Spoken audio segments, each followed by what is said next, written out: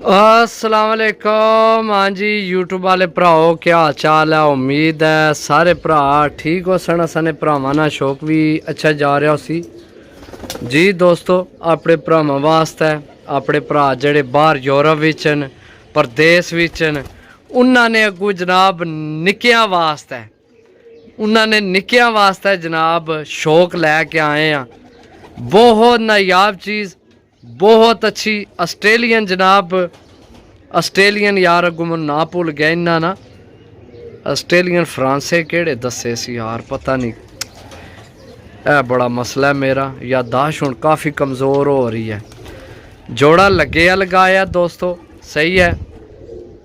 ते वैसे तो जनाब उन्हें बड़े महंगे ले सन लेकिन शो ख़त्म होया तो जनाब मैं वैसे कदे उन्हें की दसिया वेचे तो नहीं लेकिन उन्हें आख्या भाई जी ये ऐसी चीज़ है भी जेड़ा भरा तकसी तो वह लै लैसी सही है। तो खरीदो खरीद यानी कि 5000 रुपये ना जोड़ा लिया उन्होंने कोलों तो 5000 नहीं दे छोड़ना। खरीदो खरीद बिल्कुल खरीदो खरीद जोड़ा लगे है तो बहुत मज़ेदार है। वीडियो विच पता नहीं किस तरह तुहानू नज़र आ रहा उसी बहुत ज़्यादा सूहे कबूतर हैं तो उपरों सिरियां चिट्टियां जनाब तो पिछे बोदियां बनियां तो कसदार यानी कि सही है। एक नारे एक मादी है ए मेरा ख्याल है नारे ए मादी है शायद सही है।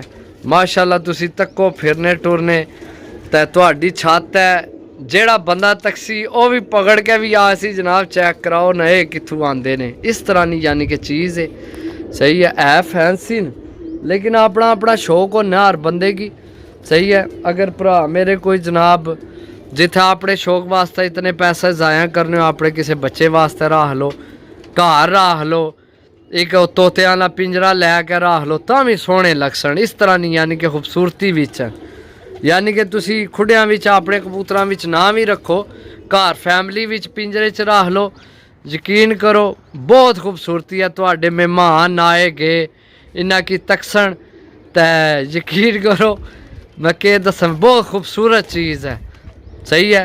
खूबसूरती ने इस हिसाब से बहुत प्यारी चीज़ है। चेक करो माशाल्लाह किस तरह जनाब कास्तार चेक करो माशाल्लाह सही है। ए मादी है और नार सही है दोस्तों। जिस लैने हो जनाब रब्ता कर सकना है। मिल सा अगली वीडियो तब तक इजाज़त दो। अल्लाह सुनने वाला अल्लाह हाफिज़।